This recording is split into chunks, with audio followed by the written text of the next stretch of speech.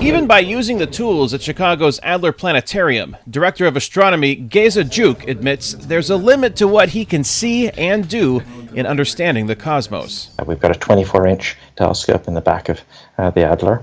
It's not a great place to do observing because of all the light pollution from Chicago. Which is why he depends on experiments and equipment deployed by astronauts above Earth's atmosphere in the International Space Station to help him see not only the cosmos in new and different ways, but also the Earth from above. It's an important part of his work, limited since the space shuttle era ended, leaving the U.S. dependent on the Russians for a ride to the space station, and why Juk is excited to watch astronauts launch from the U.S. Space Coast in Florida, something he has not witnessed in almost a decade.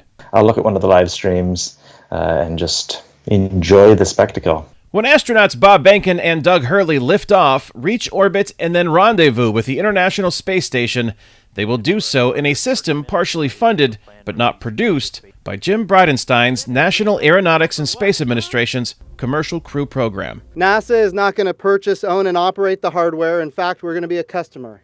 We're going to buy a service. That service and hardware, a Falcon 9 rocket and Crew Dragon spacecraft, for this mission is supplied by SpaceX, the first of several private companies in a space race to regularly launch astronauts commercially from Cape Canaveral. The SpaceX Demo 2 mission got the green light to move forward, even as the world copes with the spread of the coronavirus. We've been in this, for all intents and purposes, a quarantine now since about March 15th. We have been in quarantine probably longer than any other space crew has ever been in the history of the space program. While Hurley and Behnken's mission ushers in a new era of spaceflight, Juk points out it's also cheaper. A shuttle launch was about $500 million. A partially reusable SpaceX is expected to be around $50 million.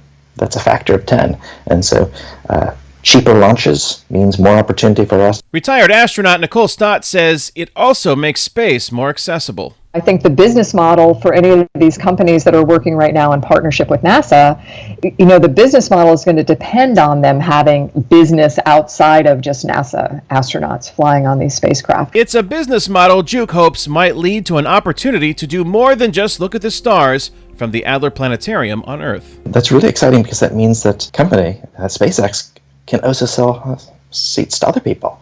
Like, maybe someday me if I want to go into space. And I just find that really exciting because that's going to open up space to everyone eventually. While commercial companies focus on transporting space travelers into Earth's orbit and to the space station, NASA has not abandoned developing its own space launch and crew system. The agency is currently testing a next-generation rocket and capsule that will return astronauts to the moon and eventually take them to Mars. Kane Fairbaugh, VOA News, Chicago, Illinois.